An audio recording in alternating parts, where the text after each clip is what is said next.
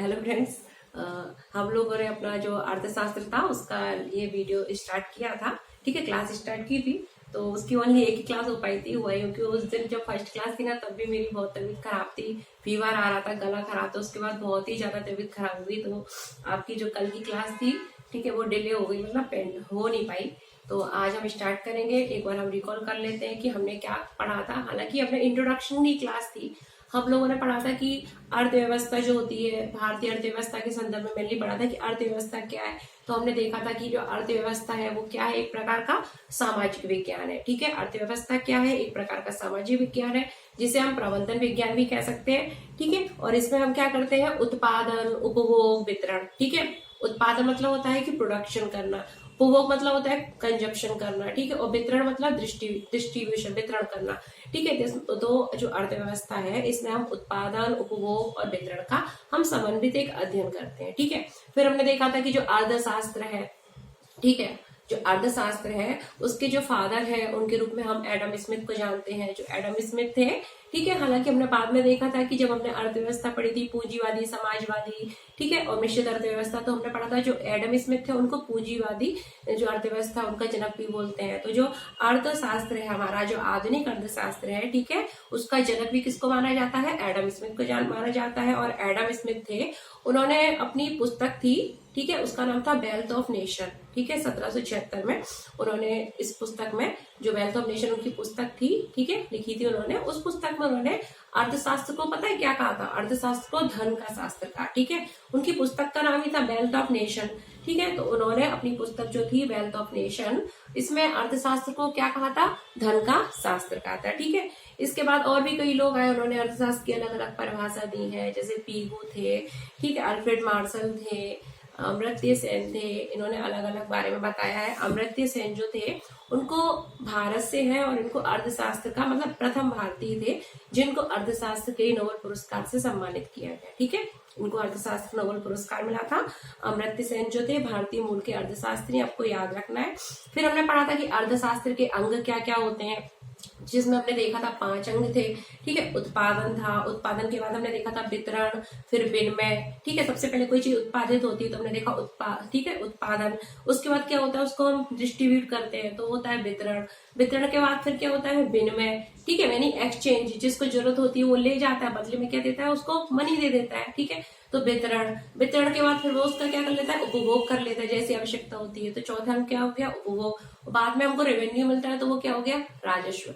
तो हमने देखा था कि अर्थव्यवस्था जो होती है उसके कितने अंग होते हैं, 5 अंग होते हैं, उत्पादन, उपभोग, विनिमय। ठीक है, उसके बाद क्या होता है उत्पादन, उपभोग, विनिमय। ठीक है, सबसे पहले क्या होता है, सॉरी, उत्पादन, फिर वितरण। उत्पादन के बाद क्या आता है, वितरण। वितरण के बाद क्या आता है, विनिमय, फिर उपभोग है, देन राजस्व। ठीक है, रेवेन्यू। तो क्या, उत्पादन, वितरण, विनिमय, उपभोग, राजस्व, ये क्या है, हमारे अर्ध जो व्यवस्था है, अर्थशास्त्र है, सॉरी, अर्थशास्त्र के क्या है, अंग है। उसके बाद हमने देखा था जो उत्पादन है, उत्पादन के अंतर्गत कौन कौन से तत्व आते हैं। तो हमने देखा था भूमि, पूंजी, श्रम, साहस, संगठन। मतलब हम किसी चीज का अगर कोई उत्पादन कर रहे हैं, प्रोडक्शन कर रहे हैं, तो उसके लिए हमको किस किस की जरूरत पड़ती है, भूमि, पूंजी, श्रम, साहस, संगठन। जिन्होंने हमारी फर्स्ट क्लास नहीं देखी हो, ठीक है, एक ही क्लास अकेली हुई थी हमारी, तो उस क्लास को देख लेना। जिसको भी हमारा जो है ये टॉपिक अर्थशास्त्र पढ़ना हो, इकोनॉमी पढ़नी हो, तो वो लोग हमारी फर्स्ट क्लास को भी जरूर देख लें, उनको अच्छे से समझ में आएगा। ठीक है, उसके बाद हमने पढ़ा था कि जो अर्थव्यवस्था होती है वो समाजवादी, पूंजीवादी, मिश्रित अर्थव्यवस्था क्या होती है, ये हमने पढ़ा था। ठीक है, अच्छे से पढ़ा दिया था, आप लोग देख लीजिए। अर्थव्यवस्था जो है उसकी क्या विशेषताएं क्या क्या होती है, ये भी हम लोगों ने देखा था। मिश्रित अर्थव्यवस्था की विशेषताएं देख ली थी मेनली। ठीक है, और आज हम लोग पढ़ेंगे कि अर्थव्यवस्था का वर्गीकरण। क्या पढ़ेंगे आज हम लोग, अर्थव्यवस्था का वर्गीकरण। ठीक है, अर्थव्यवस्था को कितने प्रकार से वर्गीकरण किया जा सकता है। तो देखो, एक होती है अविकसित अर्थव्यवस्था, दूसरी होती है अल्प विकसित अर्थव्यवस्था और तीसरी होती है विकसित अर्थव्यवस्था। ठीक है, तो अविकसित अर्थव्यवस्था, अविकसित अर्थव्यवस्था उन देशों में पाई जाती है जहां पर क्या, उत्पादन के जो साधन है ना वो तो बहुत ही कम है। ठीक है, ना के बराबर है।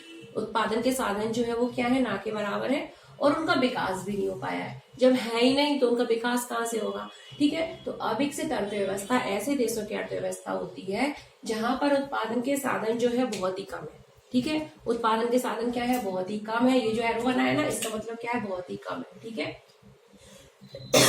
और उनका क्या विकास भी नहीं हो पाया है। ऐसे देशों की अर्थव्यवस्था जो होते हैं वो अविकसित अर्थव्यवस्था वाले देश होते हैं, ठीक है। जो पोल साइड है ना, हमारी जो पृथ्वी होती है, पोल साइड जो कंट्री होगी, ठीक है ना, तो उनमें क्या होगा, उत्पादन के साधन होंगे, नहीं उनका विकास हो पाएगा। तो जो ध्रुवों की साइड जो कंट्री होते हैं उनकी अर्थव्यवस्था क्या होती है, अविकसित अर्थव्यवस्था होती है, ठीक है। मेनली हम बोल सकते हैं उत्तरी ध्रुव दक्षिण ध्रुव के, ठीक है, जो कंट्री उनके देशों की अर्थव्यवस्था। सेकंड आता है हमारा कौन सा, अल्प विकसित अर्थव्यवस्था। तो अल्प विकसित अर्थव्यवस्था जो होती है, अल्प मतलब क्या होता है, बीज, ठीक है, और लास्ट क्या है, विकसित, ठीक है, और ये क्या है, अविकसित, विकसित है ही नहीं, यहाँ पर मतलब उत्पादन के साधन भी नहीं है, संसाधन भी नहीं है, ठीक है। जब साधन संसाधन नहीं होंगे तो उनका विकास कहाँ से होगा। दूसरी क्या है, अल्प विकसित अर्थव्यवस्था, और इसमें क्या होता है, उत्पादन के साधन संसाधन तो है, साधन संसाधन तो अच्छे से मात्रा में है, ठीक है, पर्याप्त मात्रा में है, लेकिन उनका विकास अभी भी नहीं हो पाया, मतलब विकास की प्रक्रिया में वो निरंतर जो है लगे हुए हैं, ठीक है, ऐसे देश। तो अल्प विकसित अर्थव्यवस्था ऐसे देशों की अर्थव्यवस्था है जहां उत्पादन के साधन संसाधन तो है लेकिन उनका विकास अभी नहीं हो पाया है, ठीक है। उन देशों के अंतर्गत हम देखते हैं तो भारत की अर्थव्यवस्था, पाकिस्तान की अर्थव्यवस्था, श्रीलंका, ठीक है, हमारे पड़ोसी राज्य है, देश है, सॉरी हमारे पड़ोसी देश है। तो किस कौन कौन से देश, जैसे कि हम देख सकते हैं भारत की अर्थव्यवस्था, श्रीलंका, पाकिस्तान इत्यादि की जो अर्थव्यवस्था है वो अल्प विकसित अर्थव्यवस्था की कैटेगरी में आती है। अभी भी सही नहीं है मेरी तबियत। लास्ट होता है कौन सा, विकसित अर्थव्यवस्था।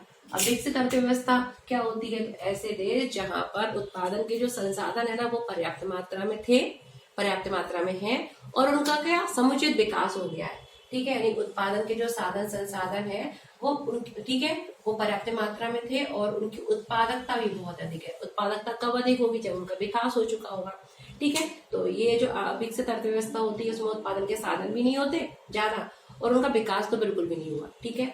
और अल्प विकसित अर्थव्यवस्था वाले देश वो होते हैं जहां पर उत्पादन के साधन संसाधन पर्याप्त मात्रा में है लेकिन अभी उनमें विकास नहीं हो पाया है, जैसे भारत, श्रीलंका, पाकिस्तान की अर्थव्यवस्था। एंड विकसित अर्थव्यवस्था वाले देश वो होते हैं जहां पर उत्पादन के साधन संसाधन भी पर्याप्त मात्रा में थे, उनका विकास भी हो चुका है, यानी कि बहुत अधिक क्या हो रहा है, उत्पादन हो रहा है। विकास होगा तभी तो उत्पादन होगा, ठीक है। जैसे हम देखें तो कौन कौन से देशों की अर्थव्यवस्था जो है विकसित अर्थव्यवस्था की कैटेगरी में आती है, यूएसए, यूके, ब्रिटेन, जापान, रूस, ठीक है, इत्यादि देशों की अर्थव्यवस्था जो है वो क्या, विकसित अर्थव्यवस्था है, ठीक है। तो ये हमने पढ़ लिया ये प्रकार से अर्थव्यवस्था का वर्गीकरण, यानी उत्पादन के संसाधन और विकास के आधार पर। अगला हम देखेंगे, एक होती है समष्टि और एक होती है व्यष्टि, ठीक है, व्यष्टि अर्थव्यवस्था और समष्टि अर्थव्यवस्था, micro economy and macro economy, ठीक है। तो मैं इसको क्लीन कर देती हूँ, फिर हम अगला वर्गीकरण देखते हैं, ओके।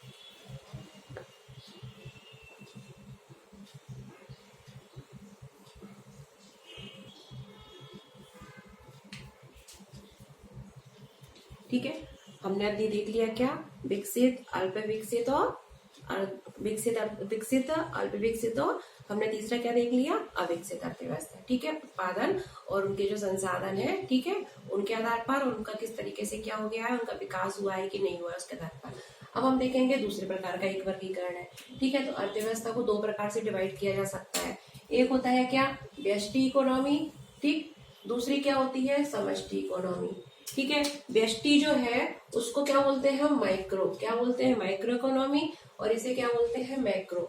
माइक्रो मतलब क्या होता है, सूक्ष्म, छोटा, और मैक्रो मतलब क्या होता है, बड़ा, ठीक है। तो इससे आपको समझ में आएगा। देखो, व्यष्टि मतलब क्या होता है, माइक्रो इकोनॉमी, एंड समष्टि मतलब क्या होता है, मैक्रो इकोनॉमी, ठीक है। एक चीज सबसे पहले याद रखो, एक एग्जाम्पल बताती हूँ, जैसे कि क्या है, एक जंगल है, ठीक है, एक जंगल में एक पेड़ अगर है तो एक पेड़ जो है वो किस में आएगा, माइक्रो, व्यष्टि इकोनॉमी, ठीक है। और बहुत सारे जो जंगल में पेड़ है तो वो किस में आ जाएंगे, मैक्रो, यानी समष्टि में, ठीक है, मैक्रो इकोनॉमी। समझ में आ गया। अगर कोई जंगल है उसमें एक पेड़ है तो वो किस में आएगा, एक पेड़ के अंतर्गत हम जो भी स्टडी करेंगे वो किस में आएगी, माइक्रो इकोनॉमी, ठीक है। और समस्त जितने भी जंगल में पेड़ है उनकी स्टडी अगर हम किसी, ठीक है, कर रहे हैं तो वो काय में आएगा, मैक्रो इकोनॉमी, ठीक है। ये एक एग्जाम्पल था, पेड़ नहीं है, मैंने एग्जाम्पल समझाया था कि आपको समझ में आ जाए। अब जो व्यष्टि इकोनॉमी होती है, ठीक है, उसके अंतर्गत कीमत का सिद्धांत काम करता है। किस सिद्धांत पर आधारित है, कीमत का सिद्धांत काम करता है, ठीक है। माइक्रो जो व्यष्टि इकोनॉमी है उससे संबंधित सिद्धांत है, उसे हम क्या बोलते हैं, कीमत का सिद्धांत, याद रखना है, पूछ लिया जाता है। वहीं जो मैक्रो इकोनॉमी है, समष्टि इकोनॉमी है, उससे संबंधित सिद्धांत जो है वो क्या है, आय और रोजगार का सिद्धांत, याद रखना। व्यष्टि इकोनॉमी से संबंधित सिद्धांत क्या है, कीमत का सिद्धांत। वहीं जो क्या है समष्टि इकोनॉमी यानी मैक्रो से रिलेटेड सिद्धांत क्या है, आय और रोजगार का सिद्धांत। ठीक है, अब आप याद रखना जो माइक्रो इकोनॉमी है ना, इसके बारे में किसने बताया था, रैगनर फ्रीज। ठीक है, कौन थे, एक विद्वान थे, ठीक है, अर्थशास्त्री थे, उनका नाम था रैगनर फ्रीज। ठीक है, तो जो माइक्रो इकोनॉमी है यानी व्यष्टि इकोनॉमी कीमत के सिद्धांत से संबंधित है, समष्टि इकोनॉमी मैक्रो इकोनॉमी आय रोजगार के सिद्धांत से संबंधित है। इसके बारे में किसने बताया था, रैगनर फ्रीज ने बताया था। वहीं अगर हम देखें मैक्रो इकोनॉमी यानी कि हमारी व्यष्टि अर्थव्यवस्था है, उसके बारे में किसने बताया था, जॉन मेनार्ड कीन्स ने बताया था। किसने बताया था, जॉन मेनार्ड कीन्स ने बताया था। ठीक है, अब देखो आपको और एग्जाम्पल बताती हूँ। पेड़ वाला तो मैंने ऐसे ही बता दिया समझने के लिए कि जैसे एक पेड़ और बहुत सारे पेड़। ठीक है, अब आपको रियल में सही वाले एग्जाम्पल बताती हूँ ताकि आपको समझ में आ जाए कि व्यष्टि इकोनॉमी और वो है क्या। तो देखो व्यष्टि इकोनॉमी के अंतर्गत हम क्या करते हैं, किसी एक फर्म, किसी एक इकाई, किसी एक यूनिट का अध्ययन करते हैं। ठीक है, और वहीं पे अगर हम देखें समष्टि इकोनॉमी, इसके अंतर्गत हम पूरी कई सारी जो इकाइयां होती है ना, कई सारी समष्टियों का अध्ययन करते हैं। किसका अध्ययन करते हैं, समय मैंने बताया था ना, जैसे इसमें एक पेड़ का अध्ययन कर रहे हैं तो इसमें किसी एक यूनिट का अध्ययन कर रहे हैं, और इसमें क्या कर रहे हैं, कई सारे पेड़ों का अध्ययन कर रहे हैं। यानी कि एक पेड़ जो है एक समष्टि के अंतर्गत आ रहा है तो कई सारे पेड़ अलग अलग समष्टियों के अंतर्गत आएंगे। तो जो मैक्रो इकोनॉमी है उसमें हम कई सारी समष्टियों का अध्ययन करते हैं। ठीक है, समझ में आ गया। इसके अंतर्गत अगर हम देखें तो इसके अंतर्गत आ सकता है हमारी क्या, राष्ट्रीय आय, ठीक है, जनसंख्या, ठीक है, बेरोजगारी, ये सब जो है वो किसके अंतर्गत आ जाएंगे, हमारे आएंगे मैक्रो इकोनॉमी के अंतर्गत। ठीक है, वहीं किसी एक फर्म एक यूनिट का अध्ययन किसके अंतर्गत आएगा, माइक्रो इकोनॉमी के अंतर्गत आएगा। ठीक है, तो ये हो गया हमारा अर्थव्यवस्था को हमने कितने प्रकार से वर्गीकृत कर चुके हैं। इसके बाद हम जो अपना हमारा जो कल का लेक्चर आएगा ना, ज्यादा बड़े बड़े वीडियो मैं नहीं बनाती, क्योंकि अगर ज्यादा बड़े बड़े बनाऊंगी ना तो आप लोग बोर हो जाओगे। वैसे ही जो ये सब्जेक्ट है बहुत बोरिंग सब्जेक्ट होता है। इसके बाद हम अपना जो कल का हमारी क्लास आएगी उसमें हम पढ़ेंगे राष्ट्रीय आय क्या होती है। ठीक है, राष्ट्रीय आय की क्या परिभाषा है, राष्ट्रीय आय को किस तरीके से निकालते हैं, उसके अनुमान करने की कौन कौन सी विधियां हैं, ये सब हम लोग देखेंगे अपने कल की वीडियो में। तो अगर जिसको भी पढ़ना हो वो हमारे जो क्लास लेक्चर होते हैं, ठीक है, हमारे जो चैनल है उसको सब्सक्राइब कर ले, और समझ में आए तो लाइक करें और अपने दोस्तों में शेयर करें ताकि वो भी इसका लाभ उठा सके। ठीक है, तो पढ़ते रहिए, और हाँ जो मैं कराती हूँ उसको नोट कर लेना एक कॉपी बना के सब लोग। ठीक है, पढ़ते रहिए, कल फिर मिलते हैं राष्ट्रीय आय के साथ। ठीक है।